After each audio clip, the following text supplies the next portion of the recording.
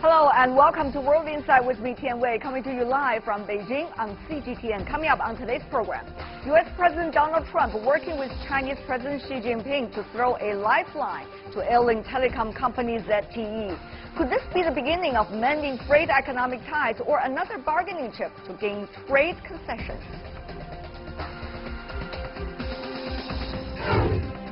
Remaining signatories of the Iran nuclear deal work around the U.S. withdrawal from the agreement. Could the deal still work in the long run?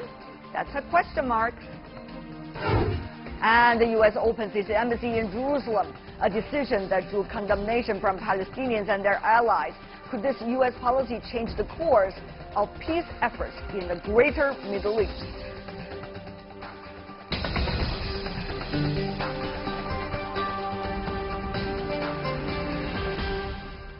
You're watching World Insight. I'm Tian Wei. U.S. President Donald Trump says he and Chinese President Xi Jinping are working to give Chinese telecom company ZTE, in his words, quote, a way to get back into business fast, end of quote. The Chinese Foreign Ministry welcomed the announcement and says Chinese Vice Premier Liu He will visit the United States from Tuesday to Saturday for economic and trade talks.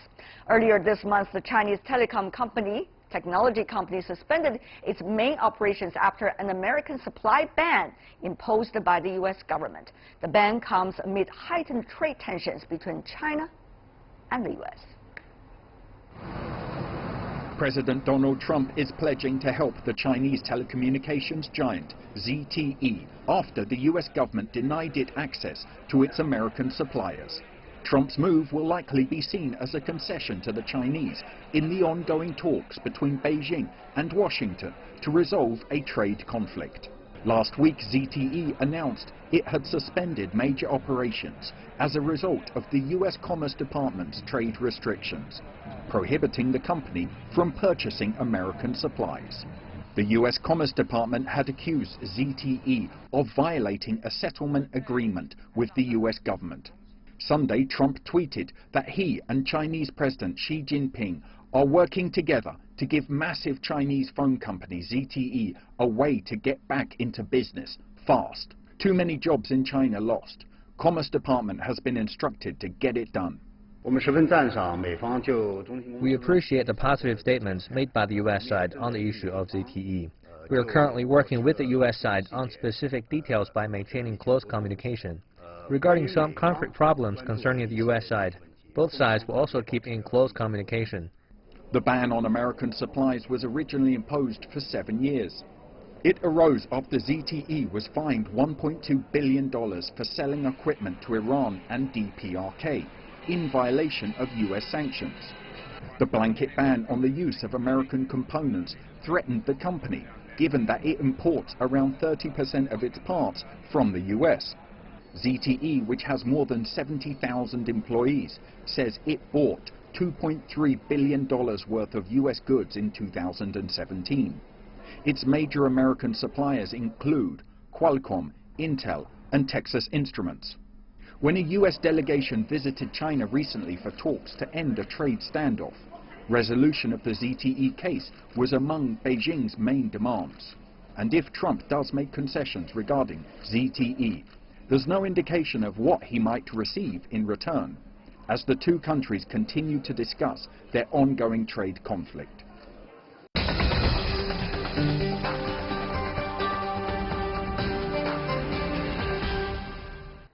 For more insights on the latest development with ZTE and that between the United States and China, we are joined in our Beijing studio Liu Bao Chun, who is the Dean of the Center for International Business Ethics from University of International Business and Economics. Sir, welcome to our program. Also in Beijing, we're very happy to welcome Douglas Paul, coming all the way from Washington, D.C., Vice President of Carnegie Endowment for International Peace. It's good to have you here in Beijing, Mr. Paul. Pleasure to be back with you, Tian Wei. Good to see you again. Let me ask you first, Professor Liu, what does this mean, so-called get back to business fast? That is quote coming from Mr. Trump's tweet. What does it mean for ZTE? Is it temporary, likely to be long-term? That's a big question mark. Well, at least it's quite a relief because it's really on a tipping point, and where the tension seems to be escalating, and that gives a positive surprise to many of the speculators. But of course, you know, it's a good news, it's good relief to ZTE that because they already have really suspended their business, closed their stock exchanges, both in Hong Kong and Shanghai, and now, you know, taking into consideration of the 80,000 people who are working for ZTE, and not to mention many other related industries who are involved, and so hopefully we are going to see some very positive results. Hopefully, that's the word you use. Right. Mr. Paul, though, hopefully, how hopeful can we be? I mean, when it comes to mid and long-term development of ZTE, not just temporarily for a few days. Well, this, you know, there are some, Professor Liu has mentioned the things that are important to the Chinese side. Also to the American side, there are important jobs. Lots of the components of ZTE products are made by American exporters, and Trump does not want to be seen as losing them their jobs by cutting off their market. And secondly, there's a very important Qualcomm. Qualcomm was mentioned in your lead-up. Qualcomm merger that's awaiting approval from the Chinese authorities. So there's something to be gained on the American side, too, by coming to a resolution of the punishment that was administered to ZTE. Having stakes in each other's hands, that's a perfect way of having a negotiation. We don't want to forget that all of these latest developments happened right on the eve of the second round of talks. Chinese Vice Premier Liu He heading his way toward Washington, coming from Tuesday to Saturday, likely. Mr. Paul, do you think this could be the beginning of a, quote, constructive round? Or this is only olive branch, goodwill gestures, little things coming from two sides? I would characterize it differently. I would say it was a precondition to having the negotiations. Interesting. Explain, please. That if, it would not really, to my mind, be understandable that President Xi Jinping would send his trusted aide, Liu He, to the United States to talk about a trade negotiation with the ZTE issue hanging in front of everyone. So it was necessary to get that out of the way in order to move forward. At least temporarily. That's right. The American side, especially in the negotiation that took place with visitors a week ago, showed signs of real confusion about what the priorities are. And I think President Trump and his people have been authorizing everything can go. Anything you want to bring up, bring up. Someone now has to make a decision about what's more important in these negotiations and what's less important. The first round did not go as beautifully as we all wished for. I mean, we all wish for a lot of things, but obviously there are very frank exchange of views.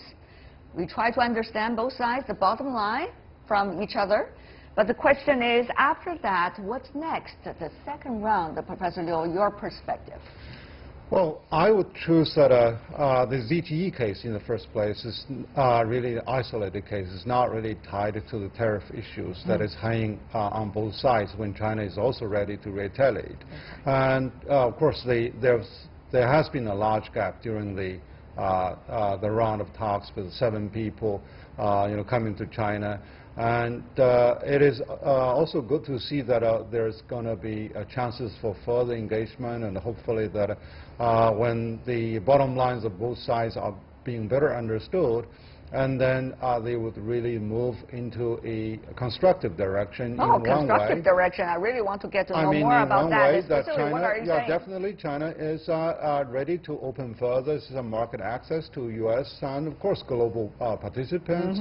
So we're going to further reduce the tariff, and we're going to tighten up the intellectual property protection. So that's we have a lot in common, and we are moving in that direction. That also requires some amicable political environment, I would say, in a way. We all know that, Mr. Paul, for example, negotiation, it takes some goodwill from both sides, at least for that moment. So let me ask you about this. This is happening also on the eve of the hearing taking place regarding the U.S. future direction toward China when it comes to trade policies. Let's see who is there for the hearing. You got Best Buy, you got U.S. Steel, you also got HP. So you got companies that are retail, you got the steel manufacturers, and also technology companies supposed to be. And you got to ask National Retailer Association and some of the National Association of Manufacturers as well. What do these companies, when put together, mean in a hearing? Well, this is a chance for the Congress and the administration to be exposed to those who have skin in the game. There are people who will lose because of high tariffs if they're implemented on the 301 cases, and there are people who want to see high tariffs brought in to protect their markets. So you'll be getting crossfire from people who have different points of view on what to do about the upcoming negotiations over the 301 Is it case. going to be a well-balanced crossfire, or the crossfire actually is going to one direction if you look at these names? Well, I haven't seen all the names, but what I saw suggested to me there will be more emphasis on those who will be hurt by the imposition of tariffs than by those who want to see new tariffs to protect their markets. Given that circumstances, Professor Liu, how could China respond? I mean, Vice Premier Liu He is actually there when all of these accusations could be about China is taking place. Well, I think our Vice Premier Liu He is very experienced in international occasions. He studied in the United States and he worked with international organizations. So I think he can really play a very important role to, number one, to bring people to the truer picture. And also he's going to convince people that China is making the right type of efforts, given the realistic situation China is facing. So we cannot really achieve everything by consensus overnight, but we are moving towards one direction, which is further market access and better protection, and also more opportunities for multinational companies. Of course, a discussion about this gigantic topic cannot be wrapped up just within a few minutes. But because of your great contribution, we will put a pause until the next discussion. Thank you so much for being with us. Douglas Paul, stay with us for the next round of discussion. And Professor Liu Bao Chun, really appreciate it. You're watching World Insight with me, Tian Wei. Still to come on our program. The Iran nuclear deal could still work despite the U.S. abandoning the agreement. What does it mean for the remaining signatories to the deal in the long run? And later on in the program, Palestinians are up in arms over the opening of the U.S. Embassy in Jerusalem. How does the move affect the peace efforts in the Middle East? That and more right after this break.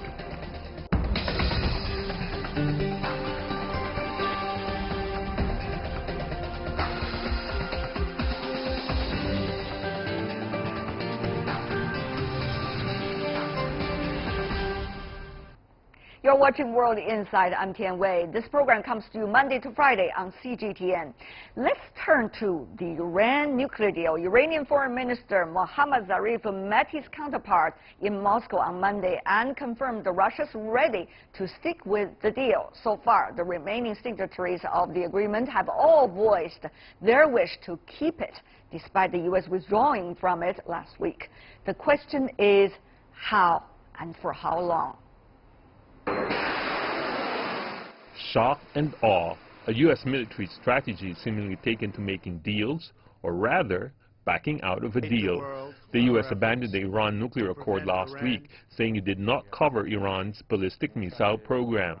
National Security Advisor John Bolton on Sunday threatened to impose possible sanctions on European companies that do business with Iran, while Secretary of State Mike Pompeo said in a softer tone that Washington still wants to work with Europe to strike a new deal. We couldn't reach agreement with our E3 partners. I am hopeful in the days and weeks ahead we can come up with a deal that really works, that really protects the world from Iranian bad behavior, not just their nuclear program, but their missiles and their malign behavior as well. So far, China, France, Russia, Britain, Germany, and Iran remain in the agreement, which sought to curb Iran's nuclear program in return for lifting economic sanctions. If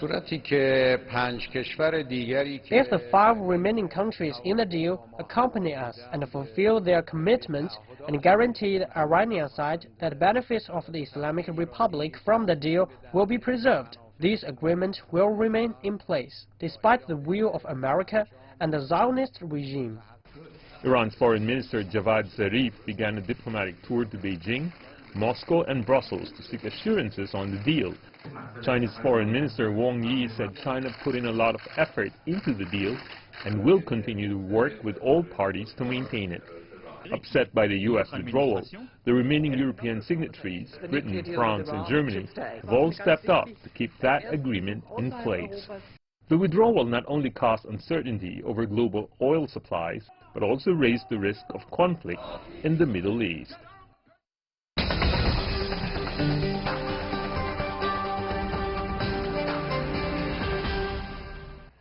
So, can the Iran nuclear deal still work without the U.S.? What is the latest? We are joined in our Beijing studio by Mr. Zhao Tong, who is a fellow in the Tsinghua Carnegie Center. Welcome to our program. Also, we are joined here once again by Douglas Paul. Good to have you once again, sir. And in Iran, we have Professor Mohammad Marandi, who is a professor and Dean of the World Faculty Studies at the University of Tehran. Professor, what a pleasure to see you once again. Let me ask you, Professor, how much hope you have in the deal still today, let's just say? Well, personally, I'm skeptical. I don't think that the European Union countries have the backbone to stand up to the United States. We have to wait and see. I think the Iranian government made the right decision, though, not to withdraw immediately, to give these countries an opportunity to formulate a position and to give solid assurances that they will not allow the United States to intimidate their business people, their businesses and their nationals. But from what we've seen already in the past, in both past experiences, but also the way in which Macron was treated in Washington, the whole dandruff issue, and the way in which the German Chancellor was treated in Washington, they went and pleaded and appeased Trump, but they went back, even though the Iranians would not accept any additions to the deal. But in any case, they went and tried to appease him, and they got absolutely nothing in return. I think it shows both their weak position and their inability to formulate a strong stance. But you know, that still remains to be seen. I think, but the Iranians believe that Trump is sort of behaving like some sort of godfather, and that he is weaponizing financial institutions, and that if he gets away with this, after Iran, it could be China, it could be Russia, it could be any other country that the United States targets. So the Iranians feel that they've been abiding by the agreement in full. So the International Atomic Energy Agency has said this 10 times. All right. The United States so on you day think one wasn't abiding by it, and now Trump pulls out.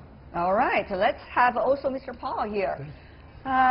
Coming from the land of the Godfather, obviously, according to the words of Professor Marandi, let me ask you, how long do you think the U.S. will still stick to its decision despite of the great efforts apparently made by the European allies to make the U.S. change its mind? Well, we had to get past the first hurdles, which the professor talked about with the visits of Macron and Merkel to Washington, which did not divert Trump from his plans to leave the agreement.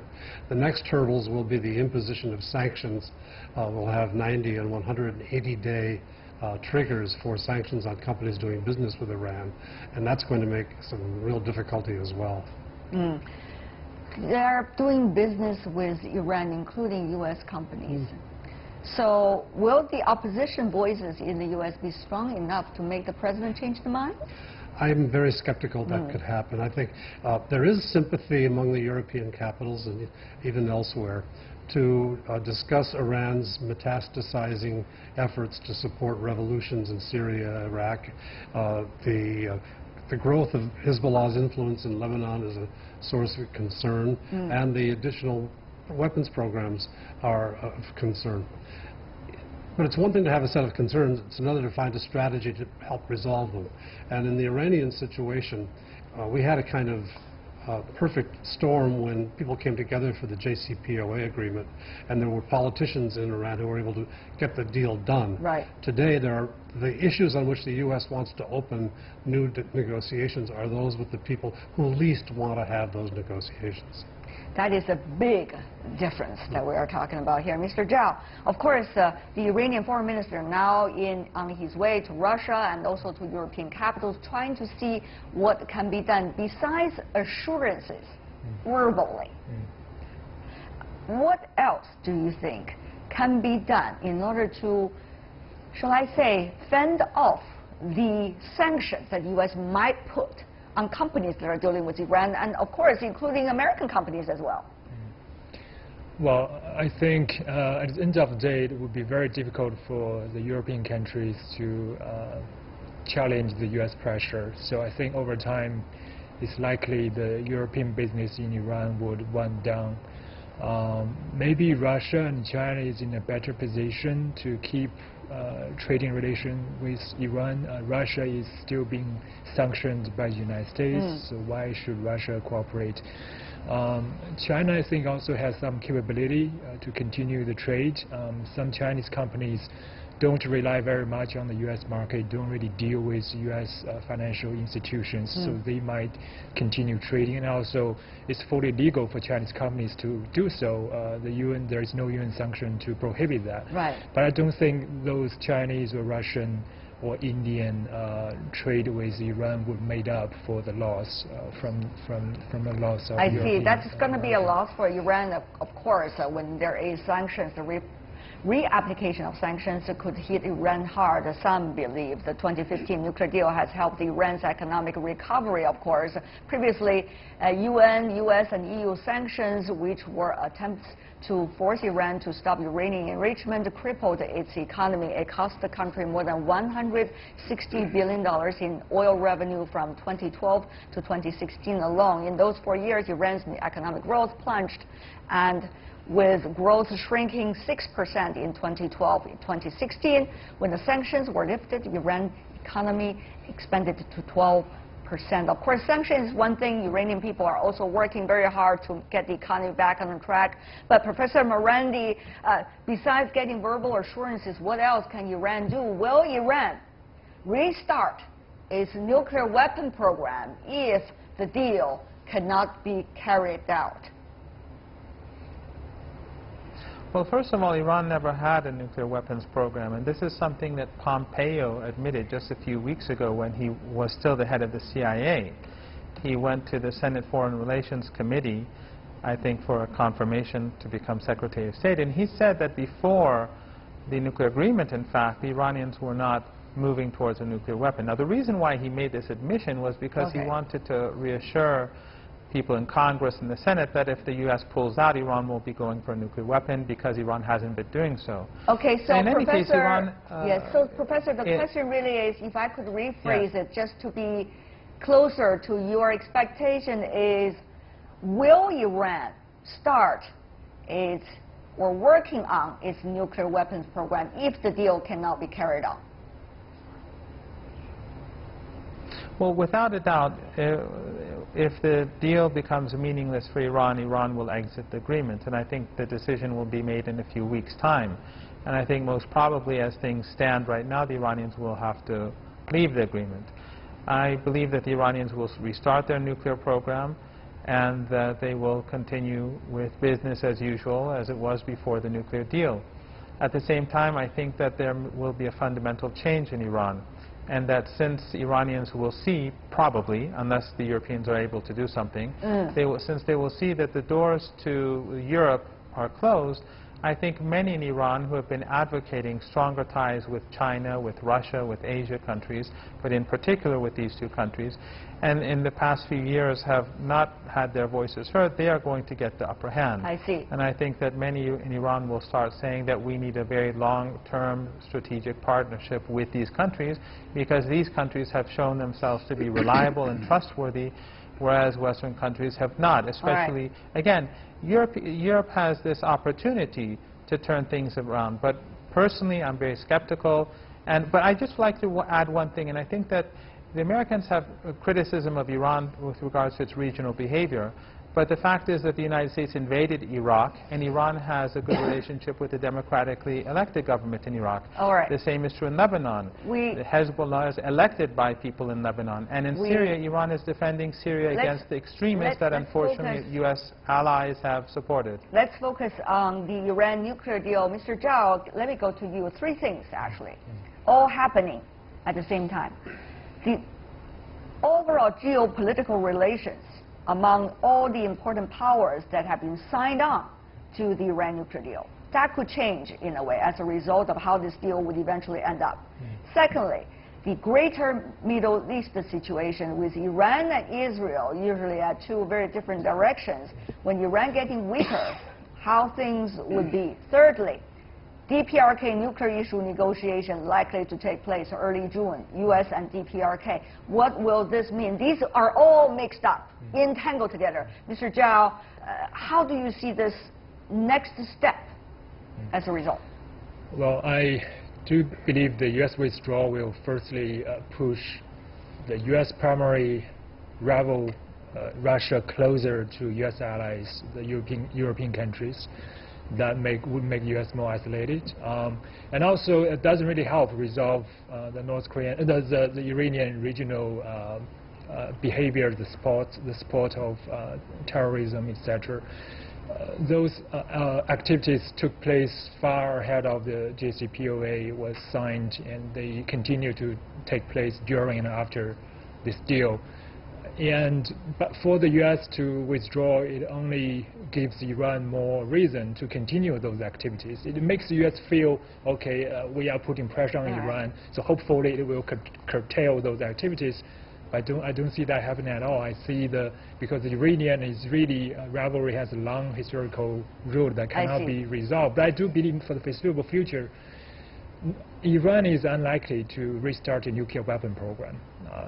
Iran is now, completely monitored comprehensively by the international community. If it makes any step in that direction, it will be quickly detected, and the international community has every opportunity to intervene militarily. But it's a different thing for Iran to restart, to expand its civilian nuclear program. I think that's a totally different issue. Argue for a more massive, better, larger scale civilian program, because it can use that to develop dual-use capabilities. All right.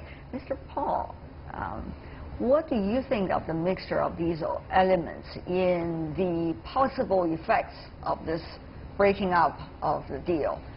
Secondly, is this going to be the Iranian issue, the divide between the United States and its ally European countries for a long term? Mr. Paul. Well, on this issue, there may be on the Iranian issue, there may be a long-term divide, but there are a lot of areas where the U.S. and Europe have to come together as well. I think the one thing that has not been mentioned here is the American domestic political scene. Absolutely. These things would not have happened, whether it's North Korea, Iran, and others, if it was not an effort by the Trump administration to look like it's absolutely not the Obama administration, and to tell the voters in America they're taking a new approach. Now, whether they have a plan B or a scheduled outcome or good results is not, I think, so important as making that first point. Well, we'll see whether they have a plan B. For now, we have the plan A being witnessed, and what is next? That's going to be a big question mark. But for now, I want to express my appreciation for the three of you. Professor Mohammad Marandi coming from Iran, thank you so much, sir, for being with us. Mr. Zhao Tong here in China, and also Mr. Douglas Paul coming all the way from Washington, D.C. Really appreciate the gentlemen for being with us. Thank you. You're watching World Insight. Still to come on the program. Unrest among the Palestinians over the U.S. opening of its embassy in Jerusalem. How does the U.S. Embassy move affect peace efforts in the greater Middle East? Our panel discussion after this break.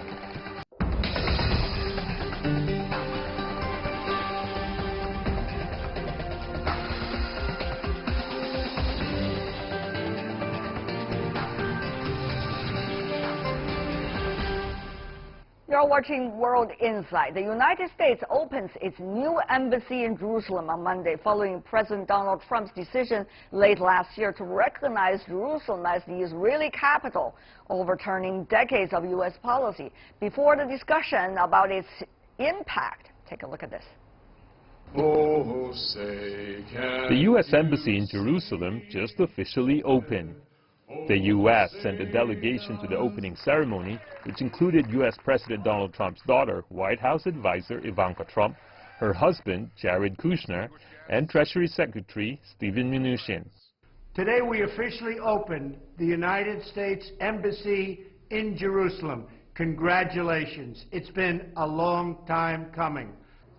The move is controversial because it cements U.S. recognition of Jerusalem as Israel's capital, recognition previous administrations and other world leaders never dared to formalize. The peace talks between both sides have been stalled for years. Mr. Trump's decision to move the embassy to Jerusalem angered Palestinians. The move prompted mass protests on the streets of Palestine and beyond. After all, the status of Jerusalem goes to the heart of the Israeli-Palestinian conflict. It is a big betrayal from America. It has been always known that America and Britain, all of them, are in a conspiracy against Palestine and the Palestinians. If they are moving the embassy or not, Jerusalem will stay the capital of the Palestinian state. The U.S. brought forward its plan to move its embassy to Jerusalem to coincide with the 70th anniversary of Israel's founding, one day before the May 15 Nakba Day, which is an annual day of commemoration of the displacement that preceded and followed the Israeli Declaration of Independence in 1948 for the Palestinians. The timing of the embassy move has led to concerns about increased tension in Gaza.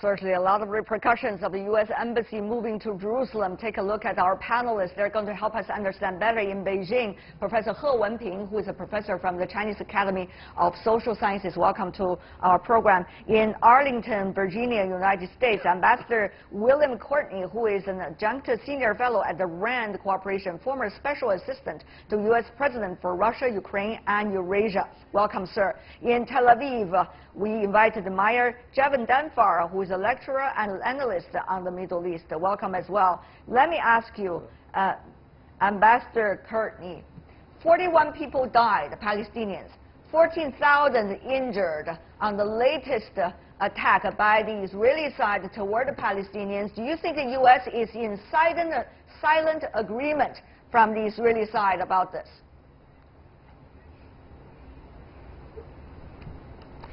Yes, those deaths are indeed tragic. This has been an issue that has built up over the last 6 weeks. The United States decision to move to the embassy to Jerusalem is something that has been discussed for a long time in the United States. In 1995, the U.S. Congress passed by an overwhelming majority a decision that Jerusalem should be recognized as the capital. And late last year, the Senate, by unanimous vote, congratulated Israel on the 50th anniversary of the reunification of Jerusalem. So this is an issue that has had a fair amount of congressional support, even though several presidents have waived provisions in the law to move the embassy to Jerusalem. And President Trump did that several times as well, but now he's decided to move forward. But Mr. Courtney, my question rather is the United States in silent agreement in a way when 41 lives lost from Palestinians and 1,400 injured by the Israeli side because the Palestinians are protesting against the moving of the embassy to Jerusalem? And how will that, in a way, shape the image of U.S. in the greater Middle East from now on? Very briefly from you, sir. Well, the United States has been active in the Middle East for many decades, pursuing Arab-Palestinian peace as well as peace in other parts of the Middle East. And I think that United States role will continue. The United States will continue to have strong influence in the Middle East. It is perceived in many parts of the Middle East as a country that supports a peaceful activity. All right. And at the current time, especially, a number of countries in the Middle East are cooperating with the United States with regard to dealing with the threat from Iran. All right.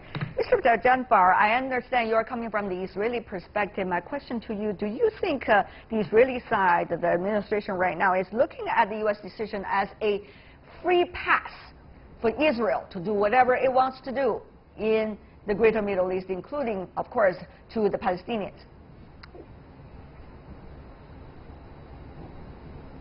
I think Prime Minister Netanyahu sees it as a victory that will basically seal his legacy as not just the longest-serving Prime Minister of the State of Israel, but also a Prime Minister in whose tenure the United States made one of the most sought-after decisions by any leader, and that was to transfer the U.S. Embassy from Tel Aviv to Jerusalem, thus recognizing Jerusalem as the capital of Israel. Whether this means that Israel can do whatever it wants with the Palestinians, politically, yes. For now, yes. For now, it seems that the United States and President Trump and President Netanyahu see very much eye to eye in terms of what should be done with the peace process. And we have to wait and see the repercussions of that. I think as good, as desirable as it is for Israelis to have a U.S. president that listens so much to the Israeli concerns, we also have to remember that there are 4 million people on the other side who, although some of them want us destroyed, we still cannot ignore their desire for a state. And in my opinion, we have to reach a peace agreement with them, even if it means taking unilateral moves. Okay, let me go to Ms. He here in Beijing. I mean, China is not necessarily a direct party involved in this, but let me ask you about this. Jerusalem issue has always been the most controversial. We remember about the peace deal back in the 1970s, rather 1990s. The Jerusalem issue was being postponed until the very last to be discussed because it is difficult.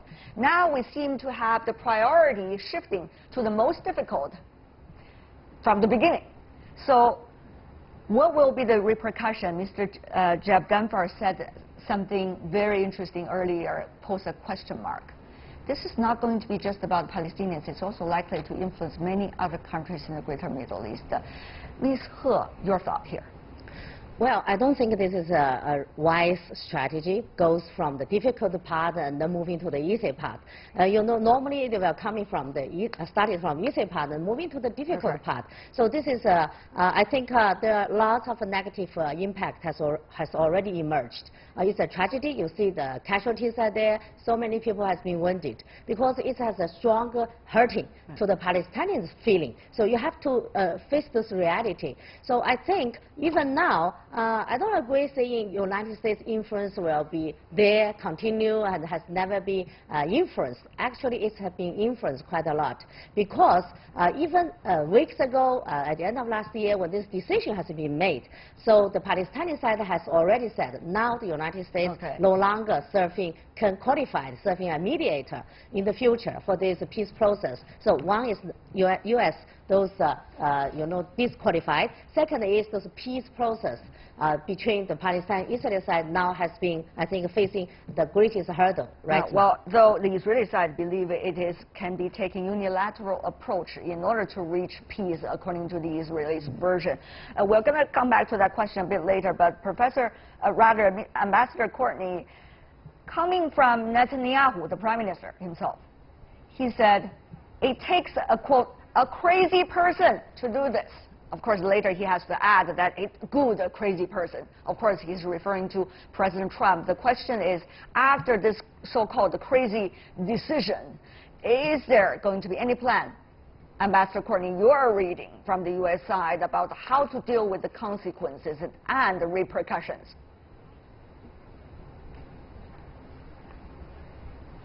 The United States, for decades, has given high priority, every Secretary of State, every president, to addressing the Arab-Palestinian peace process. This president, this Secretary of State Pompeo, will also likely continue to give high priority to those issues. High priority to those issues. We don't know what exactly that meant.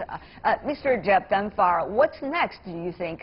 How much is Israel reading every step of the way of the repercussions and try to come up with its action plan and try to explain to the American counterpart about what exactly happened? Sir, if you can, within 1 minute, we're wrapping up the show.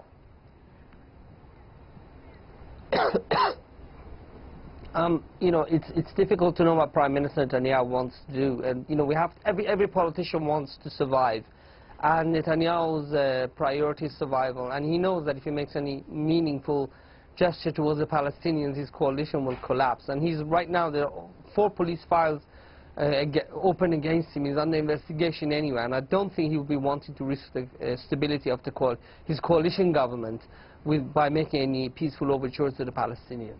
A lot of American guests were attending the opening of the embassy. Ms. He, before we go, 30 seconds for you as well. What's next? Well, I think we'll see a lot of chaos will be happening in the Middle East at large. You see the nuclear deal about Iran, and this moved the embassy to the Jerusalem. So all of this is just like setting fire. Not only one fire, several fires on that region. So we are going to see a big chaos, I think, happening there. What's going to happen over there? Once again, a big question mark for now. Thank you so much, the 3 of you, for being with us with very different views. He Wenping, William Courtney, Meyer, Jeff Dunfar. Thank you so much. And that is all the time we have for today. If you'd like to see more, try to find us World Insight CGTN into your search engine or check out our YouTube channel. Follow us on Twitter, Facebook, and Sina Weibo as well. From me, Tian Wei, and everyone on the World Insight team, thanks for watching. Tune in again next time for insights across China and around the world. Good night.